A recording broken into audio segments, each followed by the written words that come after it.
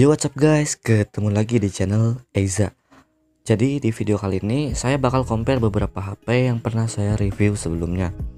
Semua HP-HP yang saya compare kali ini harganya tuh di bawah 2 juta. Sebenarnya udah banyak juga sih HP di bawah 2 jutaan yang bagus-bagus. Tapi di video kali ini saya bakal bandingin HP-HP di bawah 2 jutaan yang pernah saya review aja. Oh ya, buat compare-nya kita nggak jauh-jauh banget ya. Di sini kita gak bakal compare kamera mana yang lebih bagus, melainkan kita cuma tes performa dan pilih mana yang lebih enak buat dipakai. Kalau urusan kamera di video sebelumnya saya udah pernah bilang ya, HP di bawah 2 jutaan gak usah ngarep lebih lah sama kualitas kameranya. Memang gak sedikit sih yang pengen punya HP dengan kamera bagus tapi harganya low. Tapi kan gak banyak juga brand yang mau ngeluarin produk kayak gitu. Kalau menurut saya sih urusan kamera di HP murah itu asal berfungsi dengan baik dan bisa nangkep gambar dengan jelas itu udah cukup banget menurut saya. Lanjut ke pembahasannya. Di video kali ini kita bakal bandingin ketiga HP ini, yaitu Oppo A15, Redmi 9, dan Samsung Galaxy A11. Redmi 9 dan Samsung A11 bukan HP yang terbaru banget sih, tapi gak apa-apa lah, siapa tahu dengan adanya video ini malah ada yang tertarik dengan HP-HP ini. Apalagi Redmi 9 yang menurut saya masih cocok banget buat dipakai, terutama buat gaming. Nah, sementara Oppo A15 ini memang tergolong baru sih, baru banget malah. HP ini menjadi HP Oppo yang paling laris di pasaran. Entah ya, mungkin penjualan Oppo Reno 5 kalah sama Oppo A15 ini. Tapi gak tahu juga sih. Sedangkan si Samsung A11 ini sebenarnya saya nggak terlalu niat sih buat masukin ini HP ke video perbandingan ini.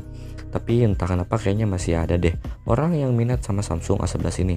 Satu-satunya hal positif yang saya dapetin dari Samsung Galaxy A11 ini ada di bagian desain kamera depannya yang udah kekinian. Tapi gak banyak juga sih orang yang suka dengan desain kayak gini. Itu mah subjektif lah ya.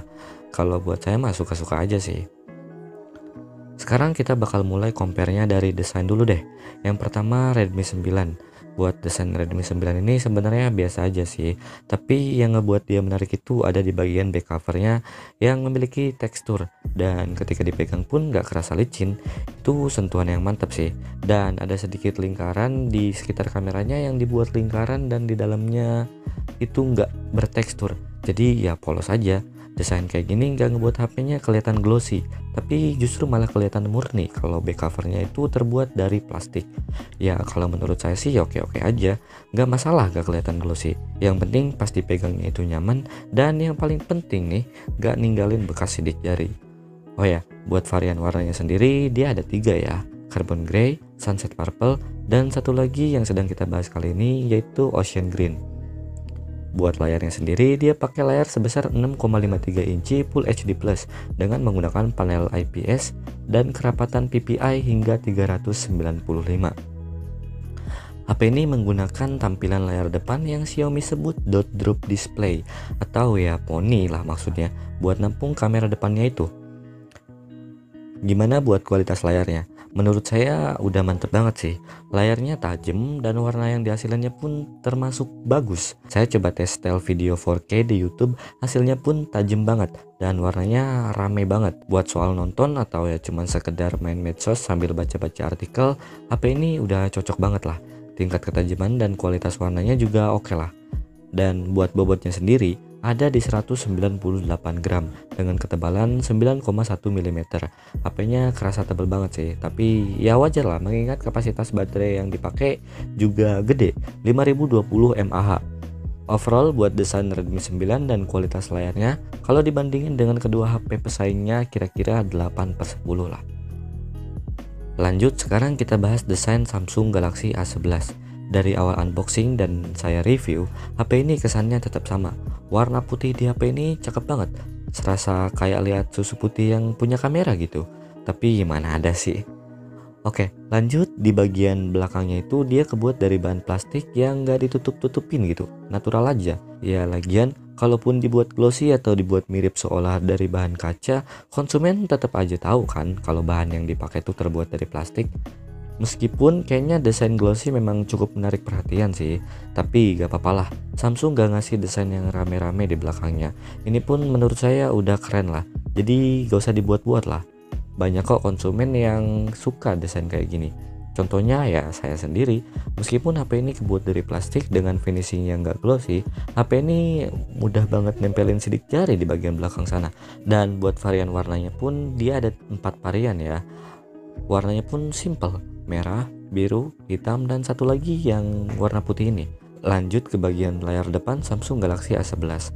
Ini yang paling saya suka. Samsung nyebutnya Infinity O Display atau yang kita sebut dengan layar punch hole atau layar tompel lah buat nampung si kamera depannya ini. Kenapa saya suka? Karena emang menurut saya lebih enak aja sih kalau kayak gini. Tampilan layarnya kerasa lebih luas aja gitu. Buat layarnya sendiri berukuran 6,4 inch HD Plus yang menggunakan panel PLS TFT dengan kerapatan 268 ppi. Buat panel ini sebenarnya ini panel mirip kayak panel IPS sih, tapi bedanya ini dibuat oleh Samsung sendiri. Gimana buat kualitas layarnya? Menurut saya HP ini udah lumayan cocok aja kok buat dipakai sehari-hari, apalagi kalau gak butuh kualitas layar yang tajam-tajam amat gitu. Sedangkan buat kualitas warnanya sendiri saya udah bilang ya waktu itu di video review, warnanya kurang nendang gitu, kelihatan agak pucat soalnya. Kalau ada fitur buat naikin kualitas warnanya jadi lebih ngejreng nih HP pasti. Cakep banget.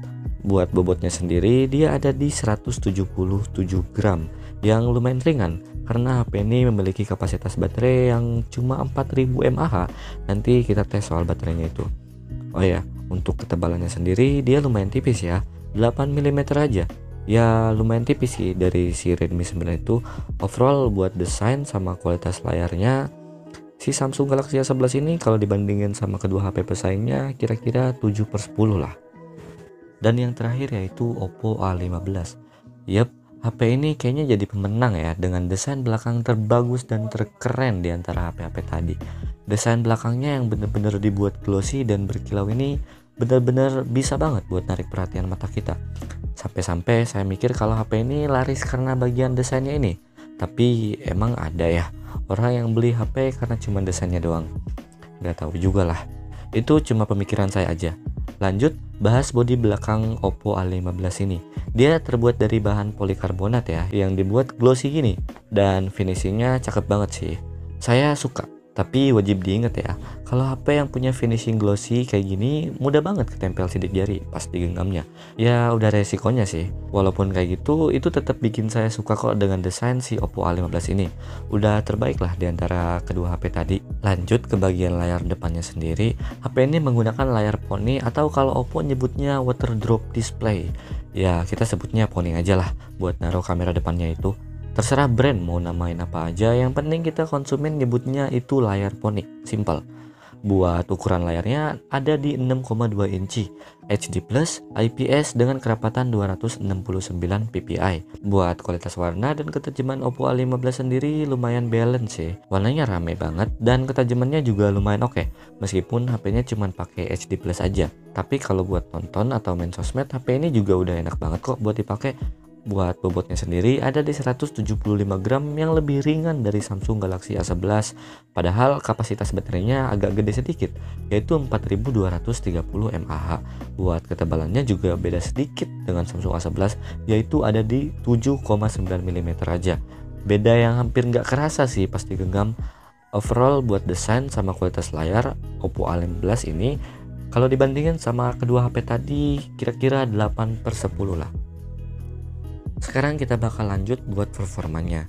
Dimulai dari Samsung Galaxy A11 dulu deh. A11 ini menggunakan chipset Snapdragon 450 yang memang chipset ini udah lumayan lama banget ya. Buat performa main game, Snapdragon 450 di HP Samsung Galaxy A11 ini bisa dijalanin dengan lumayan mulus. Dengan catatan gamenya itu yang enteng-enteng aja ya, sekelas Mobile Legends misalnya.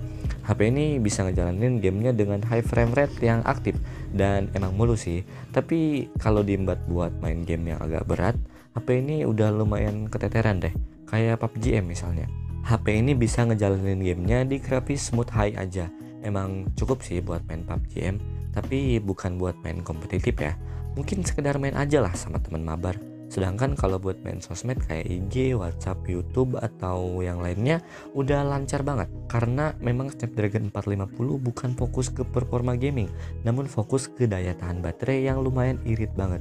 So ya, buat performa Samsung Galaxy A11 ini dikategorikan cukuplah dari kedua HP pesaingnya yang belum kita tes. Lanjut sekarang ke Oppo A15. Oppo A15 ini menggunakan chipset MediaTek Helio P35 yang buat performanya sendiri P35 di Oppo A15 ini lumayan oke sih di kelas harganya. Dia bisa ngejalanin game-game yang ringan kayak Mobile Legends dengan lancar.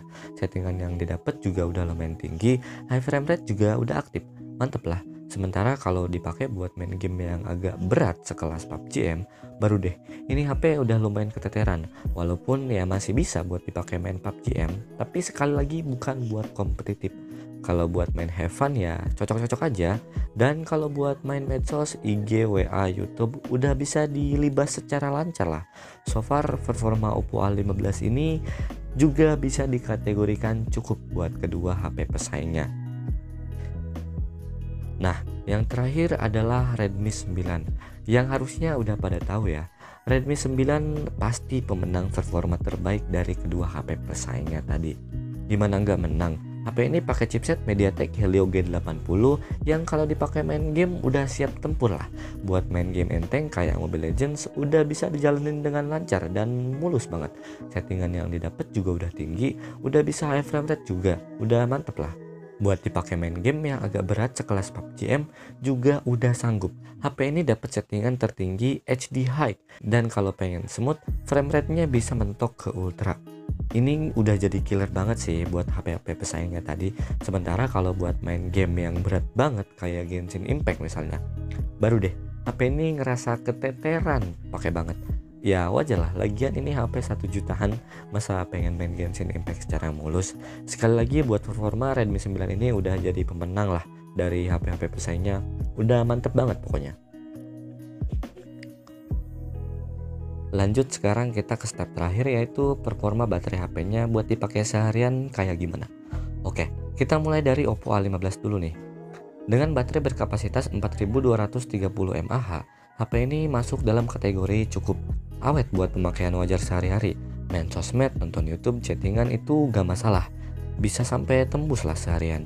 Beda lagi kalau dipakainya intens. Walaupun gak ngegame, HP ini kerasa boros. Sore hari HP ini udah minta dicas. Dan buat kecepatan ngecasnya juga tergolong standar. Dia belum fast charging dan cuma punya kecepatan ngecas 10 watt aja. Dan butuh 2 jam lebih buat isi penuh dari 0 sampai 100%. Sekali lagi ini standar HP di bawah 2 jutaan lah. Yang nggak standar mungkin menurut saya ada di bagian port USB-nya yang belum Type-C. Ya, HP ini masih pakai USB micro:b buat port ngecasnya. Di saat yang lain udah pakai USB-C, Oppo malah tetap stay di USB micro:b. Mungkin kalau ini HP udah pakai Type-C, ya harusnya udah fast charging ya. Dan nggak mungkin harganya di bawah 2 juta. Itu pun kalau brand Oppo. Dan nggak tahu ya, mungkin di tahun ini atau tahun depan Oppo bakal ngeluarin HP di bawah 2 jutaan dengan fitur kayak yang saya sebutin tadi, USB-C dan fast charging. Sekali lagi itu mungkin aja. Sekarang kita lanjut ke Samsung Galaxy A11. Dibekali dengan baterai 4000 mAh, HP ini mirip banget kayak si Oppo A15 buat performa daya tahan baterainya. Meskipun beda 230 mAh, saya bisa bilang kalau performa baterai dari si Samsung Galaxy A11 ini sama kayak Oppo A15. Nah, kok bisa? Itu karena chipset yang dipakai Samsung Galaxy A11 emang fokus ke daya tahan baterai. Awet banget lah. Dipakai seharian gak masalah dengan catatan pemakaian wajar. Kalau buat dipakai secara intens, sekali lagi HP ini mirip dengan Oppo A15. Sore-sore udah minta dicas nih HP. Satu-satunya yang gak mirip ada di kecepatan ngecasnya. Yap, HP ini udah support fast charging sampai 15 watt. Jadi kira-kira butuh waktu 1 jam 40 menit atau 50 menit gitu buat isi penuh dari 0 sampai 100%. Udah lumayan cepet kalau dibandingin sama Oppo A15 itu. Oh ya, satu lagi yang gak mirip adalah port USB yang dipakai Samsung Galaxy A11, dia udah Type-C. Nah, mantep. Buat daya performa baterai HP ini sekali lagi mirip sama Oppo A15, tapi buat kecepatan ngecas sama port USB-nya Samsung Galaxy A11 udah jauh-jauh lebih baik lah dari Oppo A15. Dan sekarang yang terakhir yaitu Redmi 9. Dilihat dari speknya sih harusnya HP ini jadi pemenangnya. Lagi, nih ya, HP ini pakai baterai 5020 mAh yang lebih gede dari dua pesaingnya tadi. Kalau yang lain saya kategorikan cukup beda cerita kalau HP ini. Buat daya tahan baterainya kalau dibuat pakai seharian penuh itu bisa tembus dengan catatan pemakaian wajar. Bisa tembus 2 hari malah. Kenapa saya selalu bilang dengan pemakaian wajar? Karena mau segede apapun kapasitas baterai HP, kalau dipakainya nonstop, kayak dipaksa gitu buat dipakai terus, itu setengah hari pun bisa habis baterainya. Itulah kenapa saya selalu bilang bisa aja cukup baterainya asal pemakaiannya itu wajar. Menurut saya, baterai HP Redmi 9 itu udah cocok banget lah buat dipakai seharian penuh. Chipset yang kenceng buat main game juga libas, dan daya tahan baterai yang awet. Apalagi kalau cuma buat main sosmed kayak buka YouTube, chattingan itu udah bisa tembus 2 hari. Udah cakep banget lah buat performa baterainya. Sekalipun HP-nya udah lowbat, gak perlu waktu yang lama kok buat isi penuh baterai HP karena dia udah support fast charging sampai 18 watt. Tapi charger yang kita dapat dari boxnya cuma 10 watt aja ya. Dan kalau mau pakai charger 18 wattnya kita harus beli dari luar. Udah kayak brand sebelah aja. Sedangkan charger bawaan dari box HP-nya cuma 10 watt. Kalau kita pakai charger yang 18 watt kira-kira isi dari 0 sampai 100% cuma butuh waktu kurang lebih 2 jam. Nah, pertanyaannya kok lebih cepat Samsung Galaxy A11? Yaitu karena Samsung Galaxy A11 kapasitas baterainya lebih kecil, 4000 mAh aja. Sedangkan Redmi 9 ini punya kapasitas baterai yang lebih tinggi di atasnya, 5020 mAh. Wajar lah kalau Redmi 9 butuh waktu sedikit lebih lama. Kapasitas baterainya aja udah beda jauh kan. Nah, sedangkan kalau pakai charger bawaan dari boxnya langsung yang cuma dikasih 10 watt aja, kira-kira butuh waktu 3 jam lah buat isi penuh dari 0 sampai 100%. Itu lama banget sih. Jadi kalau misalkan emang pengen ngecasnya cepet, saran saya ya beli charger 18 watt terpisah. Oke, sekarang kesimpulannya nih. Kita mulai dari Oppo A15 dulu. Buat saya HP ini emang udah cocok banget lah dikasih harga segini. Buat spek yang dikasih juga udah standar di bawah HP 2 jutaan kok. Udah cakep lah. Apalagi kalau lihat bagian desain belakangnya yang kayaknya kedua HP pesaing tadi itu gak punya di aspek ini. Desain Oppo A15 menurut saya udah yang terbaik lah dari semua HP pesaingnya. Istilahnya gak ada yang ngalahin lah. Dimensi HP yang tipis dan ringan kayak gini juga enak banget buat digenggamnya. Gak terasa ringan banget sih, tapi feel genggamnya itu serasa bukan kayak HP murahan gitu. Cakep banget. Sedangkan buat Samsung Galaxy A11, HP ini juga mirip sih sama Oppo A15. Desainnya cakep, simple, cocok banget terutama buat Anda yang pengen nyari HP dengan desain yang gak ribet dan polos. HP ini udah bagus banget di bagian sini, tapi menurut saya masih belum bisa lah ngalahin desain si Oppo A15 tadi. Itu bukan berarti desain si Samsung Galaxy A11 ini jelek ya. HP ini juga tetap bagus kok, apalagi warna putih ini. Dimensinya juga mirip sama Oppo A15, enak pas digenggamnya dan gak kerasa berat, ringan malah. Sama kayak Oppo A15 tadi. Kalau buat si Redmi 9 ini menurut saya udah yang paling terbaik dari semua aspek. Mulai dari performa dan desain. Ya meskipun bagian desain ini subjektif banget sih, tapi ya saya malah suka-suka aja. Yang saya kurang suka di HP ini ada di bagian bobotnya itu yang bisa dibilang lumayan berat lah. Buat digenggam sih oke-oke aja, tapi kalau buat dipakai satu tangan doang, baru deh udah harus minta bantuan tangan sebelahnya.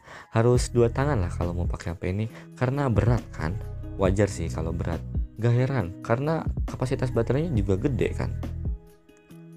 Nah, sekarang gimana nih? Kira-kira pilih mana nih yang paling cocok? Jawaban saya ya, kalau Anda nyari HP dengan performa kenceng dan baterai awet, Redmi 9 adalah jawabannya. HP ini recommended.